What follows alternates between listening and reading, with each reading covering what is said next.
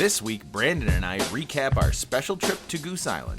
This is episode 80 of the Malting Hour. What's the haps on the hops? Got yeast, that's bees. This the Malting Hour where we talk about our drink and tell you what we think every other week. And if we get drunk, well, we might slur our speech. Got the gift of gab, the friends you wish you had. Join us for a drink, join us for a laugh. Time is never wasted, where you getting wasted. The Malting Hour here, people take your places. People take your places. People take your home. Welcome to the Malting Hour. I'm one of your hosts, Tony Golick, joined always with Brandon Winninger. How you doing, buddy? Good, how are you? Good, man. We're recording this on a Saturday night. We had a fun. You know what? I'm just gonna say this entire week has been pretty good for me in general.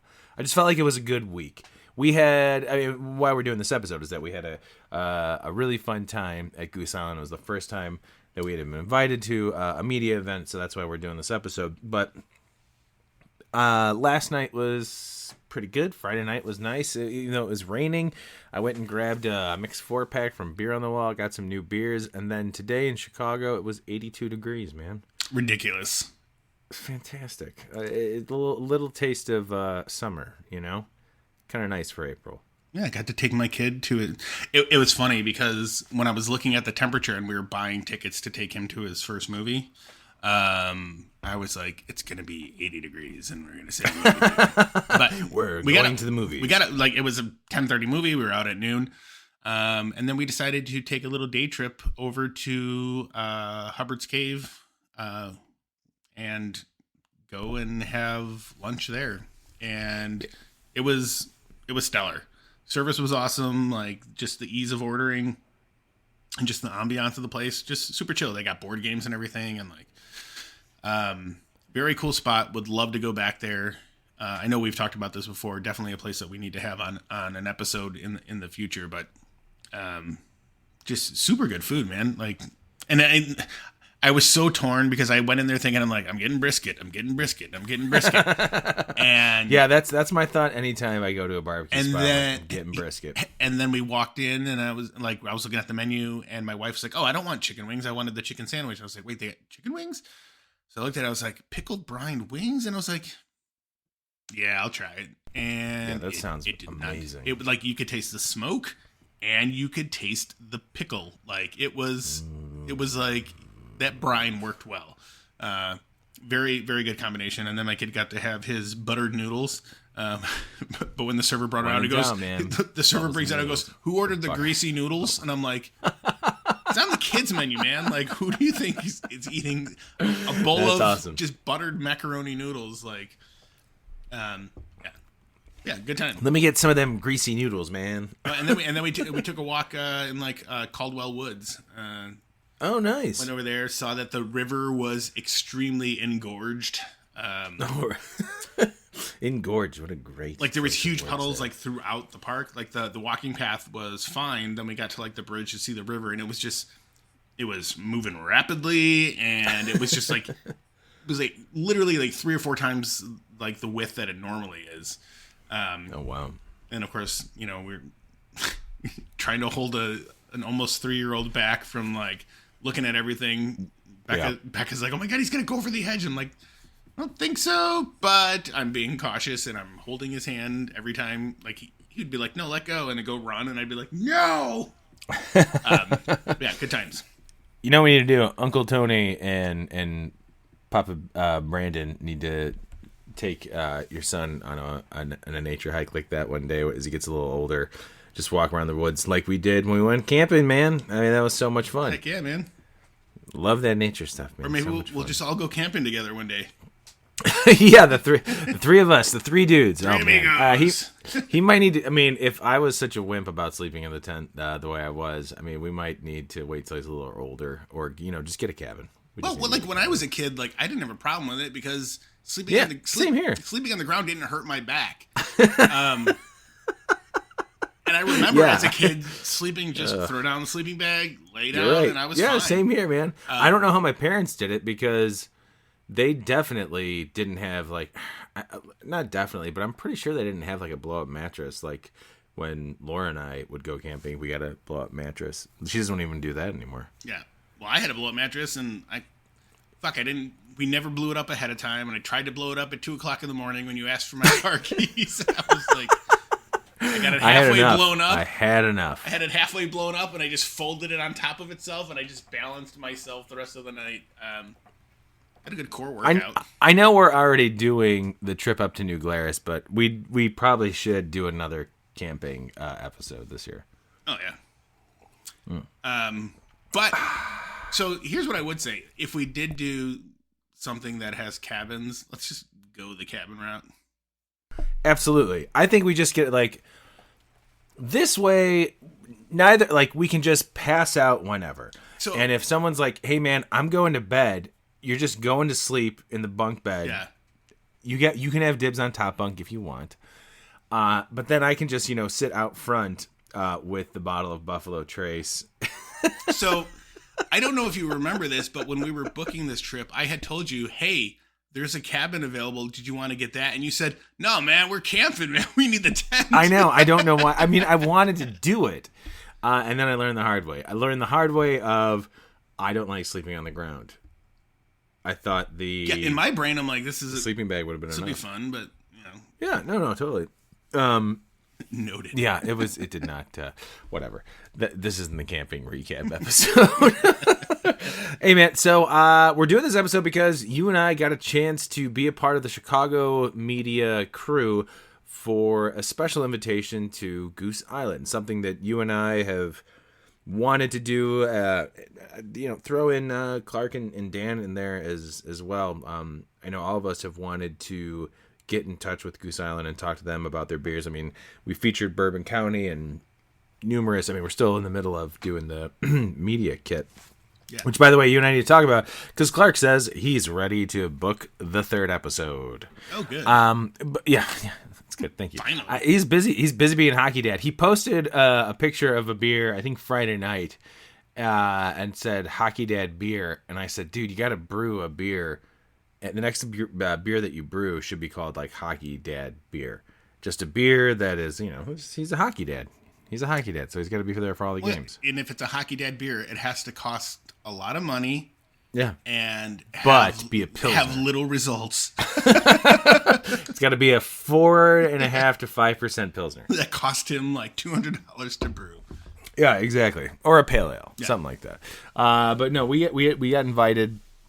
And it was super cool because we got to experience what it's like to be basically a part of the Chicago craft beer media. We've been doing this podcast now for are we in year 3 now, right? Yeah. Well, we started this is year 3. Yeah. Technically 2019. Yes. Technically. Officially started in 2019. Started Correct. doing test recording in 2018. Right. Oh, man. But I think that's pandemic. The intro. Pandemic really fucked with my brain. The intro might be from 2018, I think, actually. Yes, the intro needs to be updated, which I said I was going to do, and eventually I will do that. But, this is something we wanted to be a part of, and we got invited, and it was super cool because we got to sit with a bunch of other Chicago craft beer media people, people that you guys would definitely know if you follow Chicago craft beer, and we get to sample through Goose Island's Beer Hug family, their IPA family, which is now a regular release. No, it's not a seasonal at all. It's just that's a part of their lineup there. We also got to try 3 of the shandies. They started doing the shandy last year, which is very good. They added 2 more to a mix pack this year. And then we were treated to 3 barrel-aged beers. And then after that, we got a special sneak peek of a collaboration with microphones. So before we get into all that, let's talk about how the night went, man. I mean, you and I, we had the idea to go there a little bit early because we like to be on time for things. And we had 2 beers, which we've learned our lesson. You don't need to have 2 beers before a media event with Goose Island because they are going to provide plenty of beers for you to try out. Well, so to kind of put it in perspective, when we're not going there drinking full beers. It was samples the entire time. Yeah, exactly. If we would have had one beer before, okay, maybe. We had two, so we were like... And the only reason we had one, the first one was because they had Honker's Ale. Which we both just were floored by. Yeah, and that was our first time being back at the brew pub in years, and them having it on tap. And from what I've heard, it's been kind of a rotating thing there kind of regularly. But now they're doing more of a Chicago-wide release, which I think it was before, right? Wasn't it just like Chicago only? Yeah. So it's a fucking phenomenal beer, and they are pushing it out more, and they are, I think they said 11 bars in Chicago are going to be carrying Honker's Ale for. I mean, I don't know about. I'm not going to say like the foreseeable future, but they're definitely going to be doing it for a while. And when we came in, we sat. We were met by a host, and we told him that we were here for a beer event. We wanted to, maybe sit down at the bar and have one. He goes, "Oh yeah, I have one or two. Then go to your event, come back and have one or two more." And I was like, "Okay." Yeah, guy. Nah. I thought he was awesome, man. He was super cool. I was like, "Okay, one or two before, that's fine." I was like, "I don't know about after." And especially after what we were treated to, I would not have gone back to the bar. No, and then the beer that we followed up, he did suggest after Honker's Ale was After Hours, which was their Bach, the single Bach. It says traditional, which if anyone's following me on social media, I have been on a dark lager Bach kick for a few weeks now. And I think this comes after I had said on an episode, look, I don't like lagers. And I really am not a huge fan, but it's like the cosmos, the beer gods have looked down, arranged the cosmos to point me in the right direction of lagers that I would like, because in the last 3 weeks I've had some Bach, some lagers that have just been really good. And After Hours was no exception, man. It was really, really good. It was a great way to follow up Honkers. Yeah, which is why, last night I was looking for something to drink, and I found my Old Irving's Life's Blood. I was like, "Ooh, I've got that." Dude, I when I saw that you had that, I was so jealous because I drank that, I think, the weekend after we had done the episode. Mm-hmm. And I think that's when I started realizing, when, dark lagers or Bachs come out, I might want to have them. Yeah, and I've never expressed this, but I've always been a huge, if it's a Bach, I've always been into Bachs. Bach is Bach. My, yeah. We got to brew I'll be Bach. That's actually, that's an untapped badge. I'll be Bach. Good. But we should. I do want to do that. I did tell Myke that that's the style I want to brew with him soon. Sorry, go ahead. But yeah, I mean, so I've realized for a while that Bachs and darker lagers are something that I enjoy, because even getting into the German styles of the darker lagers, I, as much as I enjoy the clean ones, that the darker stuff is just it's got so much flavor. I feel like it's the malty sweetness that draws me in, because it's the malty sweetness and then it's still clean and refreshing. Yeah. Yeah, because it and you don't get any hop bitterness. You don't get any there's no. I mean, I've never had any with any weird astringency or metallic taste. Yeah, you don't the get weird that. Stuff that you get in these higher ABV beers. It never shows up here. The one I had last night from Beguile was their Fodder. I'm not sure how it's pronounced. Doppelbock. It was. I'd like to get more of it because it's kind of a beer I want to keep in my fridge and share with people. It was 8%. There was this almost chocolatey malty sweetness to it, and it's oak aged, and it was 8%. And it was the one beer I had last night, and man, it was so good.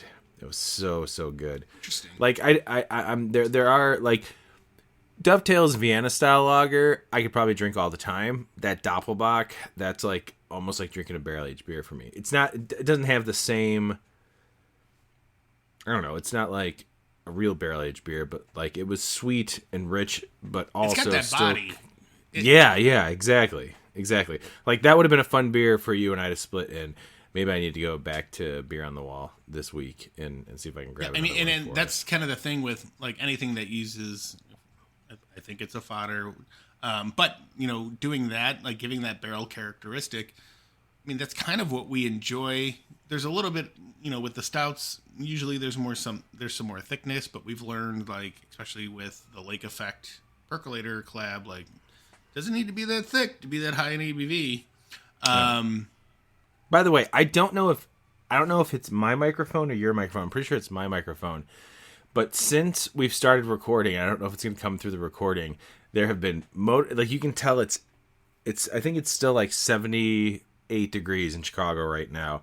I've heard cars driving by very fast, and right now I hear sirens. I feel like this is a like bad portrayal of New York in the 90s, which is weird because I'm not hearing it. It's my recording. Yeah. I hope people can hear it. Sorry, it's kind of a distraction for me because now I hear sirens. I'm like, what the fuck is happening? I forgot what I was They're gonna not say. close. It's just should I look up the Citizens app, see what's going on? No, see what's going on. But sorry.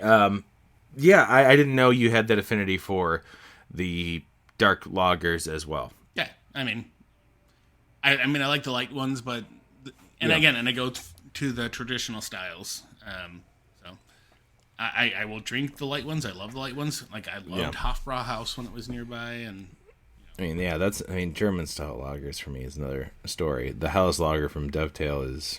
Yeah, and the whole thing with like the German style lagers, like in Munich, and this is something like Becca and I both experienced. Like, we've drank Hofbrauhaus beers here in the States, and I've gotten pretty messed up and felt pretty wasted. But out there, dude, we were drinking a lot, and we were both like not super messed up, like felt good, but like not super messed up, like not, and we didn't feel crappy the next morning. We both woke up like, because it's like so champs. Super clean, man. Like, that's why one day we have to go to Munich. Absolutely. That is, I want to say that's our 2023 plan for the malting hour, and me and you just taking a trip and going over there. Let's say we got to do it by 2024 for sure. Okay. I'm down. For sure, we got to do it by 2024. I don't know why 2024, but I feel like that's we can realistically reach that. Yeah. All right, let's talk about these beers we got to try at Goose Island, man. That was so much fun. Also, real quick, Brandon, what are you drinking right now? Because we're not drinking the beers that we had that night, although that was the original plan. I did buy the IPA one, and I'm this close to buying. I think I'm going to buy the Shandy mix pack tomorrow, so I will give you at least one of each from all of those, buddy. Noted. I am currently drinking the Brickstone 15, aged 18 months in their bourbon barrels. In the Blatton barrels. Ooh. And 13% ABV. Fantastic. Well, I decided to go with you and I were talking before we started recording. It actually might have been recorded, but we're not using it. I had this is more of an after the final pour for me because it's been a nice day. I did some work in the yard and cleaned my grill and grilled some food, and I had a bunch of really fun beers, and I decided to top off this evening with a 2021 Bourbon County brand stout. Just straight up OG stout, and it's delicious, and slowly but surely enjoying it while we're doing this.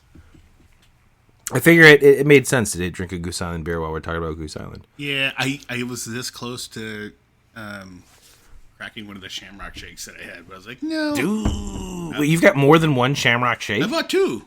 I told you. Oh, yeah, that's right. We got to drink that one that you and I bought. Yeah, I mean, I was assuming we'd probably drink them both. Oh, shit. I mean, yeah, both, but not at the same time, right? Yeah. I kind of want to let one sit for a little. We're both going to drink 20 I kind of want one to sit a little bit longer. That's a good idea. Because it was about this time last year that we had. It was like one of the first times we got together. So yeah, soon we'll have that one. And then maybe in the summer we'll crack the other one, see how it's doing. I was gonna say let's drink one soon. Yeah. And then maybe save one for like around Christmas time. Man. Okay. Yeah. Like a chocolate mint. That sounds fantastic. See how it's I can't doing. imagine.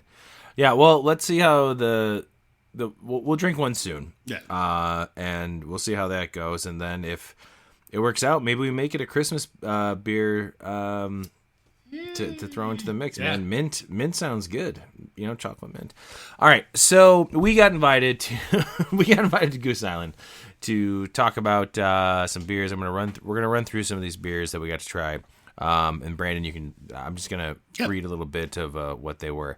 When it was in the beginning, when we sat down, they gave us a pour of Honker's Ale, which was nice because we had just had Honkers and the Bach beforehand. So we had another Honkers during this. But in the beginning, they treated us to the Beer Hug family, and the Beer Hug family is their IPA, like their new IPA branding.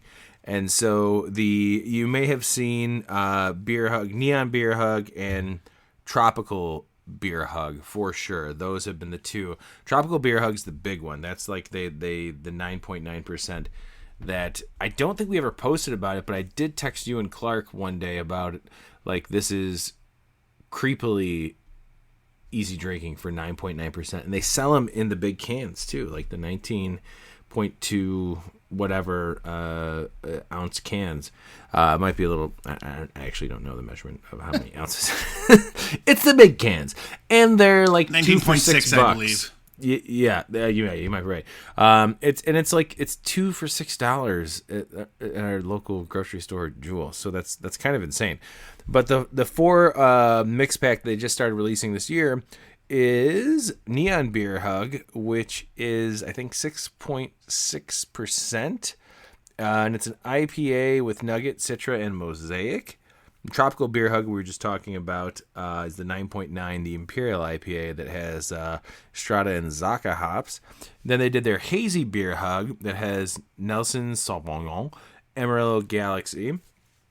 That one to me was the first time I got to try it, and for me, that might have been maybe one of my favorites for the night. I think maybe I don't remember what we put on the post, but that one was really good. Especially we discussed shelf stability for hazy IPAs, and there have been other bigger craft beer companies who put out hazy IPAs that it just doesn't taste like a hazy IPA. We are very spoiled here in Chicago with hazy IPAs. It's just hard to put that much effort and resources into a hazy or double dry hopped IPA for a mass market to make it worth a 12 pack at $15. Yep. It's some of these 4 packs are $18 for these double dry hop hazy IPAs. There's just a lot that goes into it, and shelf stability for that. You can't putting that out there. That's a huge risk that you're probably not going to recoup the numbers on. And then the last one was the Mystery Haze that had Sabro, Zappa, Citra, and Zaka hops. And the mystery one was really good. I think that's the one that smelled like pineapple when we sampled it, if I'm not mistaken. But that was the Beer Hug family. Yeah, the Beer Hug family is, and I ended up picking up a mix pack of that the day afterward. We had talked about doing this episode, and we thought maybe we'd drink through some of these. But honestly, I'm just happy to have it. I put the mix pack in my garage beer fridge because that's where I'm going to keep them. And when I'm doing something as the weather gets nice, that's where I'm going to dip in there and grab an IPA, which is what I did today. Yeah. Man, so those were a lot of fun, man. Those beers were very tasty. It was awesome to be able to sit there and talk to the brewers about, and the innovation team about the process. And how they chose these beers and why they chose these hops. And just it was a lot of fun. That part was cool to be able to talk about the like on the home brewing aspect. Yeah, and from both of us, we didn't know kind of what to expect going in. You know, we thought we'd sit down, they'd give us a couple beers. Like I said, the Honkers Ale was like you said, the Honkers Ale was a nice surprise. But yeah, just like the vibe there was just so relaxed and super cool. And it was Todd, Mike, and Quinn were the guys kind of leading the discussion. The bonus for fanboys, I was going to say with special us, guest, John Hall was there. This is what. Yeah. Sorry, I spoke over you. Who was there? Yeah. John Hall. John Hall, the founder of Goose Island.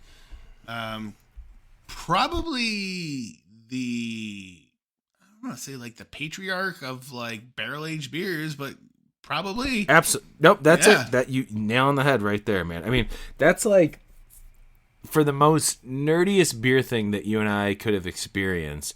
That was it. Yeah. That was it. You know, like Goose Island has it is an integral part of why craft beer is so big in Chicago.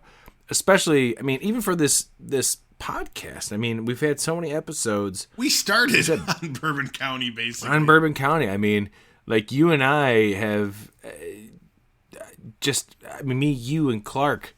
Dan, sorry, I'm not necessarily leaving you out, but like the three of us have just had so many encounters with Goose Island and Bourbon County. Like, this is a big deal for us. So it was awesome. It was really cool to finally like get to see the man in flesh. Yeah, and I told Tony I had met him years prior at a 312 event, but just in passing, like, you know, I was in the VIP area at the time and was like kind of walking by and saw him and I was like, I need to take a picture with him. Somebody grabbed my phone, took a picture, and we said our hellos and we were on our way. But it was just super cool to him, like, you know, him talking about like the Beer Hug series, about how it, you know, how Goose Island. He wasn't even supposed to be there. Also, no, yeah. By the way, he asked. He wandered into the brew pub, as they said, early in the morning, and was just, you know, chatting up people as he does. And they had told him there was an event, and he's like, "Well, I'd like to come." And they said, "Well, why would we say no to you?" So he was there, and it was awesome. And he was talking about like the early days of Goose. He's like, we didn't know anything. We were just brewing traditional German styles. And then he made the correlation of like how French food and Italian food all came from Italy. And then these chefs just kind of put their flair on it. What'd you say? You said how French food and Italian food came from Italy. And I said, and France. Well, French food, you know, well, food comes from their countries. And then... And then the chefs and the chefs in America kind of put their spin on it. And he's like, that's kind of how they looked at beer, like to put their spin on it, and that's what they did. And you know, I mean, that's how we ended up with Honkers. Like, that was a good segue into the whole evening, you know. And it was really cool. So that first part for me and Brandon, like that, I'm hope I can speak on your behalf. Like, that was just, that itself would have been sufficient enough. Like, that was so cool for us to be there, to be able to talk, and there was a whole bunch of other people around us. Plus, they also did provide some pretty good food, so that was kind of a bonus. We got food at the beginning, and then I was just like terrified of going back to get food because I didn't want to miss anything. Like, right? And literally, I also did. John Hall was standing in front of us, and I was like, we're gonna be here as good students and listening, and we're here to learn. Yeah. So once we got, like, so during that, or right before the intermission, I forgot who we were speaking to, but, like, there was somebody else we started talking to. Was that John? No, John came over to talk to us about the Shandy stuff. No, I know. Who else? Who were all the people that were there? Todd, Mike, and Quinn. Who came to speak to us? I believe Mike. Was it Mike? I believe so. Possibly. Sorry, you know what, you guys? If we fucked up who was who, we're bad with names. And we started talking about, you know, different hop varieties and where their hops were coming from, and that was before we ended up talking to, I forget which the brewer was. And then we took a little break and we came back. That's when we got into the shandies, and so as you guys know, shandy is pretty much a wheat beer blended with lemonade, and there's a ton of different shandies out there. There's some that are sweet, some that are bitter, some that are sour. Shandy is a really nice. Take it back. I think it was Quinn. Because it was Quinn. All right. This is Myke. Yeah, it was with Quinn. Yeah. There we go. You're right. It was with Quinn. Yeah. Yeah, it was Quinn. So we spoke to Quinn. We did talk to Myke too a little bit, but no, we did. We talked to everybody. Yeah. We did talk to everybody. We're just terrible with names, and now we're doing this 3 days later after drinking some beer. So you got to bear with us. The shandy line. So a wheat beer blended with lemonade. That's a shandy. 312 shandy is 312 blended with natural flavorings, as we learned, which they did source out to. It's not just some shitty whatever natural flavoring cheapest thing that you can get. They did say that they sourced it. They tried very different ones. Yeah, they dug into it. We're not sure who it is, but I will say that I'm pretty sure I posted it on our Instagram last year when I tried the 312 shandy for the first time, and it was really good. I did like it. It's nice. It's refreshing. And then they added the strawberry and grapefruit to the mix pack. Now I do know for 312 Day they had a bunch of like crazy shit, man. They had like pomegranate and I think watermelon, a whole bunch of other. I'm sure it was like R&D shit that they just thrown out for 312 Day. But strawberry shandy and grapefruit shandy are the two that are now part of the mix pack that you can get right now. Brandon, what were your takes on the strawberry and grapefruit shandy? I loved this. Well, and just the regular 312 shandy. Yeah, so they're all great. And it actually, and I said this there, I was like, this was a natural progression for me, going from the lemonade, the grapefruit to the strawberry, because they got progressively better. And I felt like the strawberry was the best because it was there wasn't even a hint of beer for me. Like it was literally drinking like a strawberry Fanta or something like that, like strawberry soda, and it was just super good and super clean. The grapefruit was good too. What I did get with the grapefruit was I felt like there was a little bit of lemon in there. Like it kind of felt like it was a blend of like the lemon shandy and the grapefruit. I don't know. I think grapefruit's kind of hard to get. And I don't know if like flavoring companies kind of mask that, but I do feel like it was a natural progression for me. 312 was great.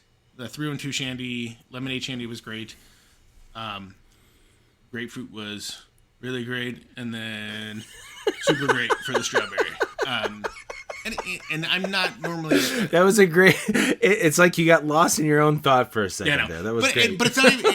And I'm not even like a super shandy guy, but like No, same here, man. I'm not a huge. But I can appreciate a good like because I love Radler. Stiegel's fucking Radler. Is that what you're talking about? Oh yeah, dude. Yeah, Stiegel Radler. That's where I got introduced to that. Fucking 3% grapefruit and beer. Like my wife loves that shit too, man. I love Stiegel Radler. It's so good. That in a while. I'm gonna have to get and having these shandies, like I did like the shandy last year. I'm with you. It went for me actually. I would go grapefruit in the beginning because I like grapefruit IPAs. Grapefruit IPAs to me, like Ballast Point when they did their what was their grapefruit Sculpin? Sculpin, yeah, grapefruit Sculpin, which was fucking really good. And then they got fucking greedy and were charging $15 for a 6-pack when they didn't need to. I'm sorry, by Kings and Convicts. Yeah, well, that was after at the sale to whoever was before fucking Kings and Convicts because they whatever. That and my rant right there. I was not paying. I tried it once. I was like, this is fucking amazing, and it was $15 for a 6-pack, and I said, not that amazing. It's like $13. The grapefruit shandy to me was probably my least favorite. Okay, and it's not that it was bad. I just didn't like it as much as the regular shandy. The strawberry shandy, that's the one I was talking up to people the next day at work and my wife. It is, like you said, strawberry font. It's like strawberry soda. Yep. In the best / worst way possible because it is an alcoholic beverage. Agreed. If you like sweet and strawberry, not like overly sweet, but if you like sweet and tart and refreshing. I mean, I think that's when John Hall was talking with us. I felt like he was talking to you more than he was talking to us, by the way, about the shandies. Well, it's because of flavorings the and question everything. that I posed. So Yeah, exactly. About the natural flavorings and stuff. Like, and that's when we talked to him about, like, how do we get afterwards, how to get strawberry into a beer, which you and I had tried to do with the Frankenberry wheat beer with the Frankenberry cereal, and then we use frozen strawberries. Like, getting strawberry flavor in there with real strawberries is tough when it comes to the homebrew side. Natural flavoring, we've come such a long way, and that's what we were talking about with John. Like, just with ingredients in general, we've come such a long way for homebrewers where you can get quality products and be able to make what you want to get in a homebrew, like adding strawberry. Up to the level of like a commercial brewery. Absolutely. Yeah. The strawberry one for me was my favorite. It was kind of surprising. I thought I was going to love the grapefruit one the most because I like grapefruit in beverages. I don't like grapefruit itself. I won't eat grapefruit, but grapefruit in beers and alcoholic beverages, I love it. I think it's so good. So yeah, the strawberry shandy was, oh man, so good. I am going to grab that mix pack tomorrow. It just because, I mean, that's the thing I told John. I was like, between Revolution's, mixed Freedom packs and with their lemonades, I think they're coming out with other lemonades this year from what I was kind of reading. Their sour pack might do a lemonade pack this year. So I don't know what the Freedom's going to be, but if that's included, I mean, it's just a refreshing summer in Chicago. I mean, these shandies and the sour beers are just, what a nice way to enjoy a beer in hot weather when you're just hanging out with friends and family. Agreed. It's awesome. All right, hey, before we move on to the last 5 beers, let's take a quick break. Yep. Good, because there's sirens in my background, baby. And I gotta go to the bathroom. Cool, me too.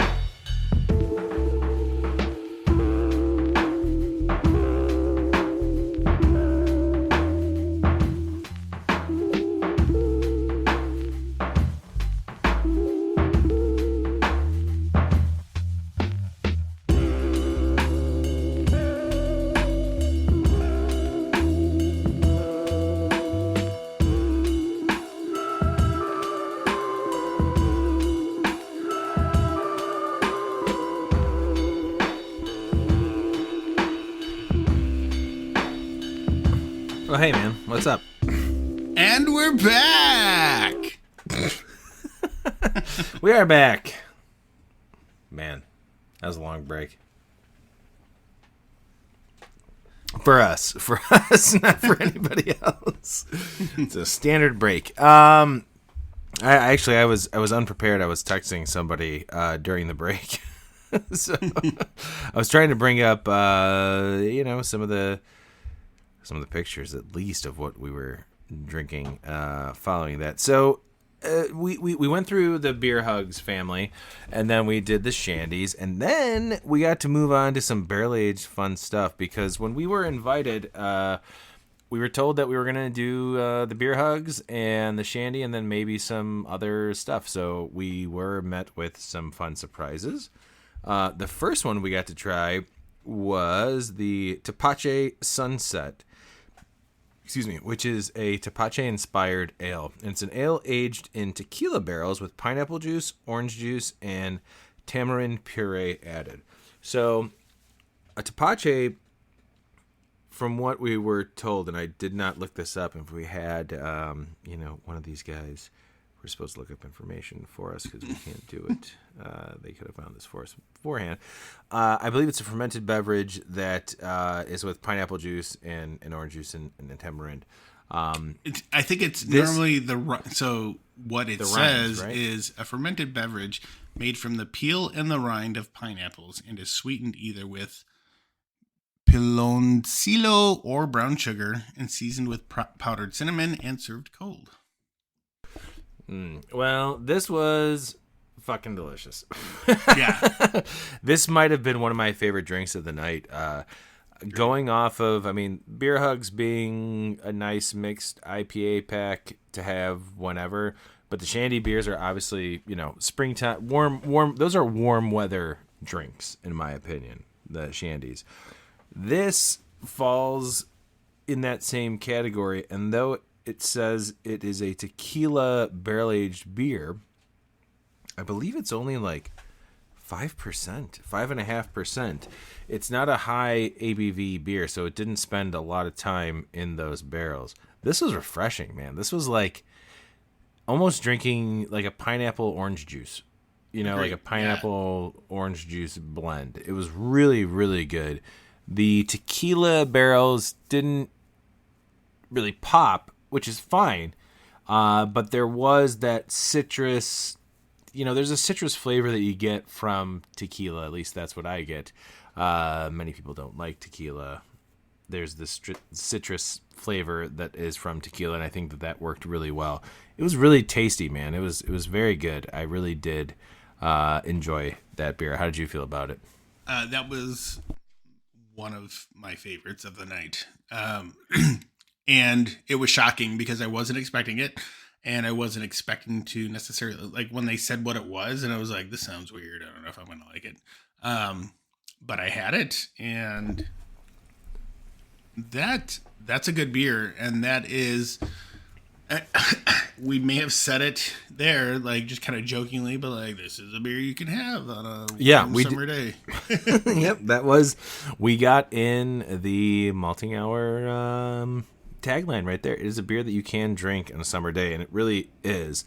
I'm looking forward to that release. I don't know when it's coming out. I think it's soon. I don't know if it's an Onzer or whatever release they're going to do with that, but when that comes out, I still haven't tried their cocktails. I know Clark has tried some or at least one of their cocktails.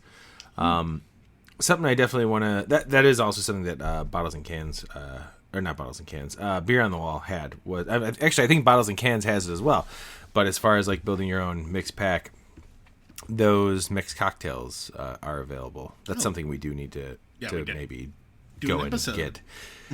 We really could just grab all three, one can each, and just go through it, split them between the four of us, whoever's there to try it. But yeah, that was very good. I'm looking forward to having that this year, and I think a lot of people will enjoy that. Don't sleep on that one, you guys. Get it if you can, if it's available. Super refreshing for a beer. Yeah. The next one was their small batch. I think it's just called Small Batch 4, which is a part of their barrel aged beers that they released. They've been doing now since last year, if I'm not mistaken. They started doing small batch bourbon barrel aged beers. And this one was a 2-year aged bourbon barrel aged wheat wine. Yep. So they took a wheat wine and barrel aged it for 2 years. Do you remember did they say what barrels they were in? I did not take notes of that. Yeah, I don't know. I had the hop notes. They may have, but at this point we were feeling pretty good. We were a few beers in at this point. This one to me reminded me of having like toffee butterscotch candy. Clark is not a fan of the bourbon barrel aged wheat wine. I don't think he liked the wheat wine. I do think he would like this one because it was like, dude, that was like liquid candy. It was very good. Carbonation on it was so good. you really got this rich barrel characteristics of like vanilla, like I said, caramel. Yeah, like all the good stuff you want from the barrel came through. Oh yeah, and it's just, oh man, nice body on it. It was not too thick. It wasn't too sweet. I mean, it's a sweet drink. It is on the cusp of being almost too sweet, but it just kind of cuts off. The amount that we had was perfect. And you have a bottle of this, correct? I do. Yeah, that'll be a fun one to have again. And I say that because I'm assuming I will probably drink it with you. I don't think you're going to just down that one to yourself. Although you could, because it's so fucking good. Yeah. I mean, I don't know if they have any more of these left. Fuck, I'm upset that I missed out on... Not that I missed out, but I chose not to buy it. It was really good. It was really, really good. Agreed.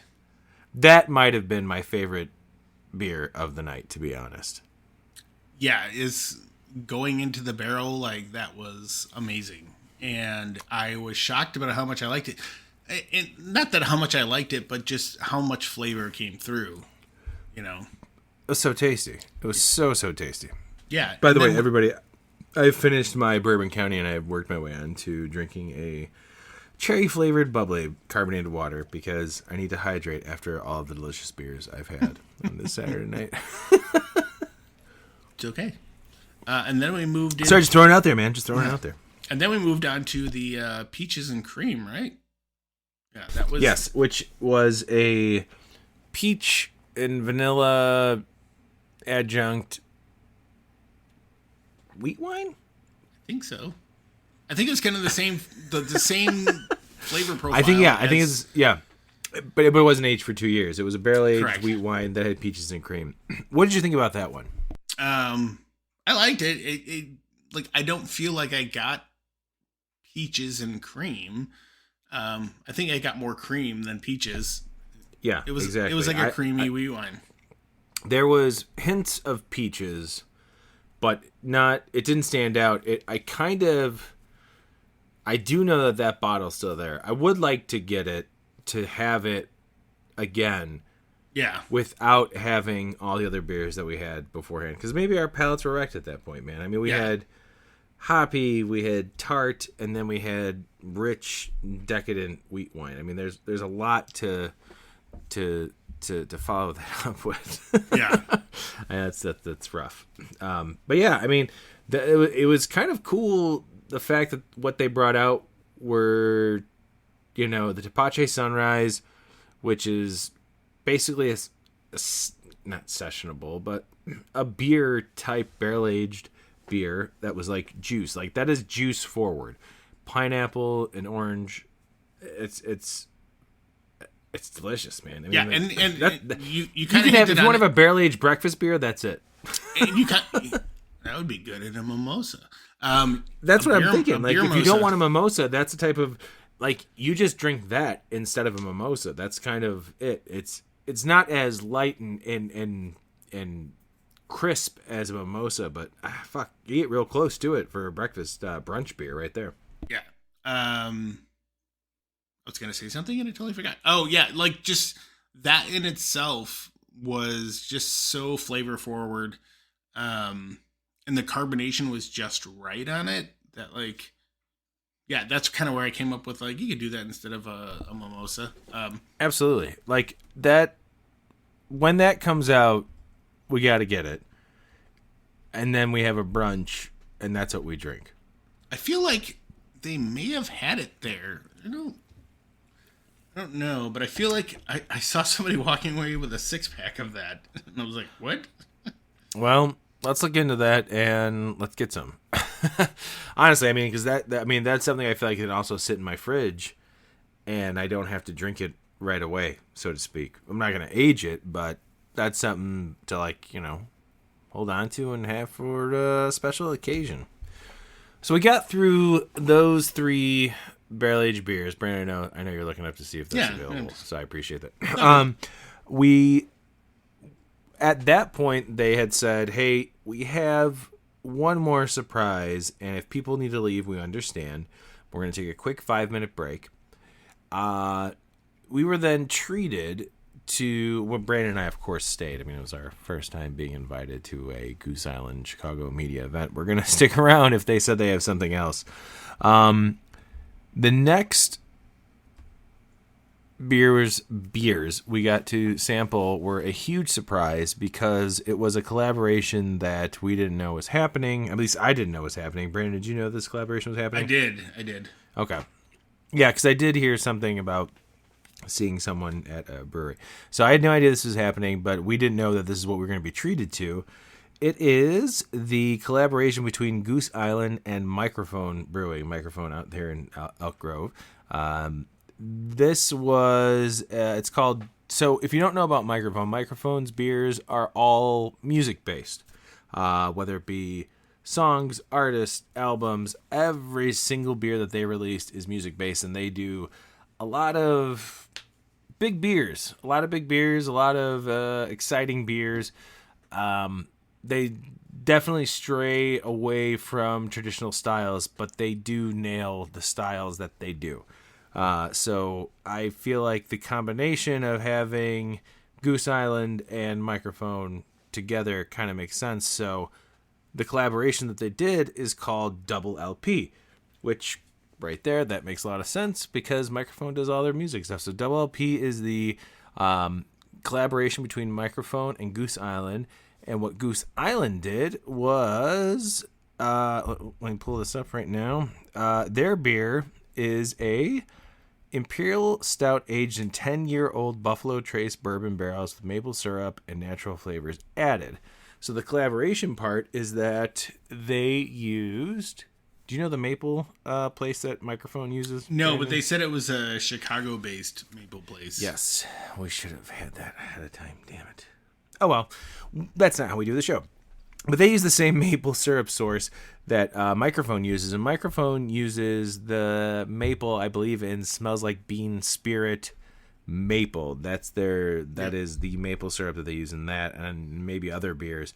But that is the maple syrup source that Goose Island used for this Imperial Stout that was aged in 10-year-old Buffalo Trace bourbon barrels.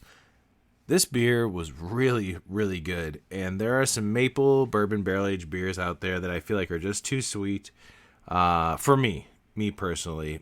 And maple syrup is a tough thing to use in a big beer, mainly because it's a sugar that can be fermented out, so how do you get that maple syrup flavor in a beer? To stay.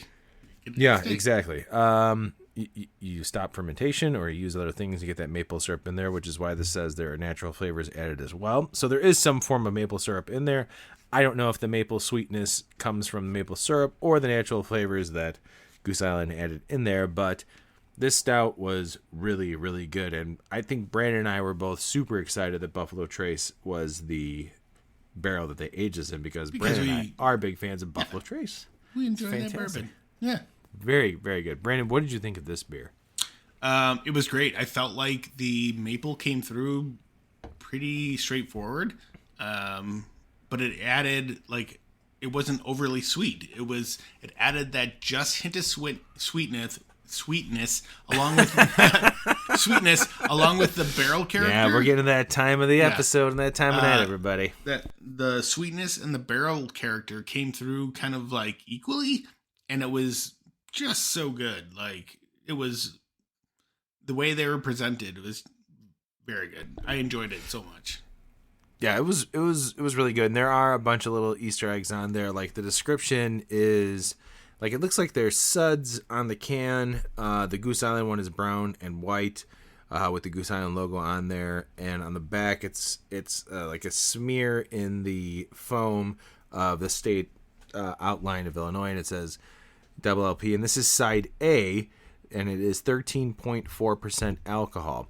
So the next can that we got to sample from, same deal. Also, the Goose Island one, it looks like the Suds of Illinois are like spraying towards the left with the liquid.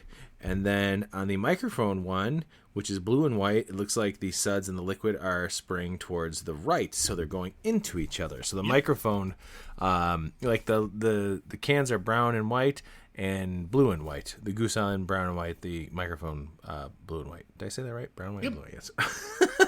So the microphone one, double LP, is an English barley wine aged in 10-year-old Buffalo Trace bourbon barrels, and this is side B, and it's 14.58% ABV. And what they got to do was use Goose Island's house yeast for this barley wine, which to me is, I don't know of any other collaboration between other breweries where one brewery gave another brewery their house yeast. I mean, I'm sure it's happened and not talked about, but I mean, we were told about it.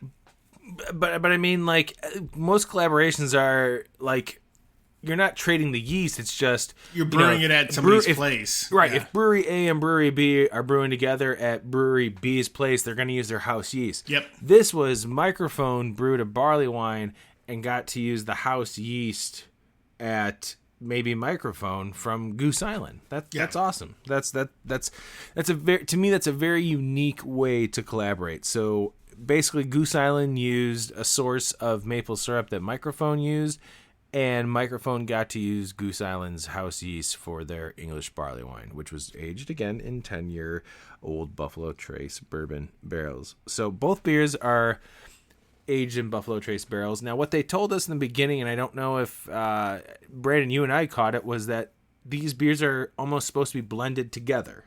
Yep. Correct? So while we were talking with the guys from Chicago Beer Pass and Mike Zoller from Porch Drinking, and was it Quinn who we were talking to? Somebody. Actually, all those guys were there at that point. Yeah. So all of us were sitting there talking, and then we realized, oh shit, we're supposed to blend this, and we all poured it together. And if I'm not mistaken, I think we all agreed that was the way to go. Super, dude.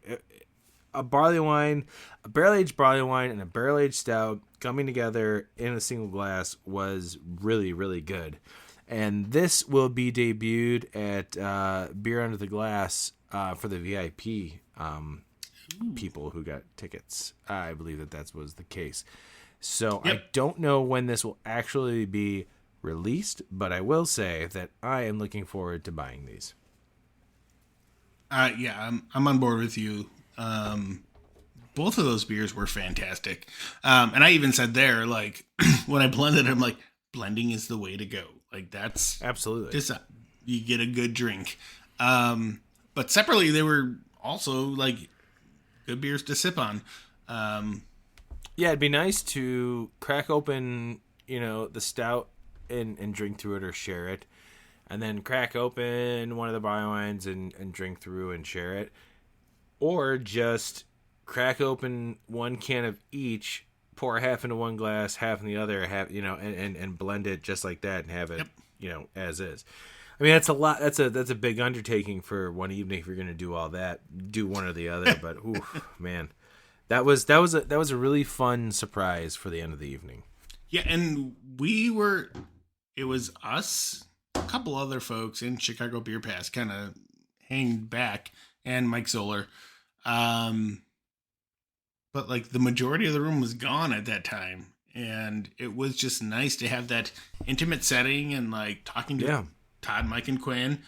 John had left by that time. Yeah, we tried to get a picture with him. Yeah, we tried. Well, we didn't actually try it. We wanted to get a picture with him. Yeah. And then I saw him leaving, and I was like, oh, no. But that's it. We had a good time, like, just talking about these. It was phenomenal. It kind of blew me away that they had that. I was not expecting that. I knew that beer had been done, and they were kind of coming to the end of it, and I wasn't expecting it to be presented to us, but they did, and holy shit, man, like, super cool, and glad we got to try it. Like, yeah, totally, man. I mean, now first, now now we got to try before the Beer Under the Glass. There's things that happen on this podcast that we're proud of, but like, we got an exclusive first look at 2 beers. Yeah.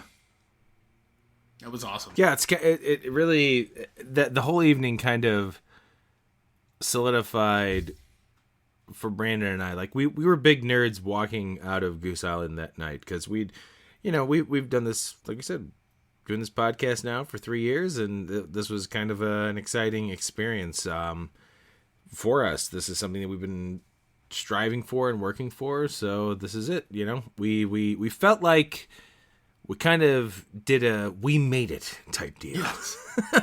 We made it, baby, and we're real. So yeah, it was really cool, and we're looking forward to hopefully more things and bringing Dan and Clark along if they let us, which I think they know. Like, I think they went back and listened to episodes and heard what kind of person Clark is, and they were like, absolutely not. and maybe they like Dan, but they just didn't want to tag him on there. You know what I mean? So the invite literally said Tony and Brandon. Sorry guys, we love you. No, I think I do feel like that was it was a lot of fun, and we're looking forward to doing more of these things. With Goose Island. Hopefully, we'll see. Yeah. Who knows? Who knows what's gonna happen? We love doing our little show regardless because we get to drink beer with our friends and hang out and drink beer. How many times can I say drink beer? Yeah, no, it was a lot of fun. It was super cool, and you guys might hear some more about some of these other beers in the future, because I have the Tropical Beer Hug mix pack. I want to grab the Shandy mix pack. Brandon's got that 2-year. I will say that 2-year wheat wine will probably make its way somewhere on here. It will. Whether it's a recording or you just see a picture of it. But I think I need to grab that peaches and cream. I got to grab that peaches and cream. I think we need to try it. Yeah, if they have it, we should. Just to do it. Absolutely. Well, man, that was a fun experience. I'm done with my Bourbon County, and I've moved on to carbonated water. And I think my Saturday night is going to come to an end here. No, it's like more jovial. What's the opposite of that? I mean, the time of the hour it is, it's probably appropriate. Sounds good. Hey, man, I love you, buddy. Love you too, bud. Thanks, guys, for listening, and thank you, Goose Island, for having us out for this. Invite us back, please.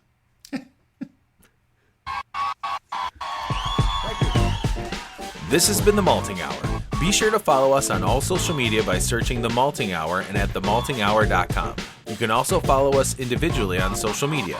Brandon can be found on Instagram as BMDub81, on Twitter, BDub81, and on Untapped as BDubDrinksBeer. Tony can be found on Instagram and Untapped under Ace of Help Chicago, on Twitter, The Ace of Help Chicago. Clark can be found as Clarkowski on all three. Dan can be found on Instagram as hip__hops and hip hops on YouTube. Be sure to subscribe, like, and rate the show on your preferred podcast listening platform. Until next time, cheers from all of us at The Malting Hour.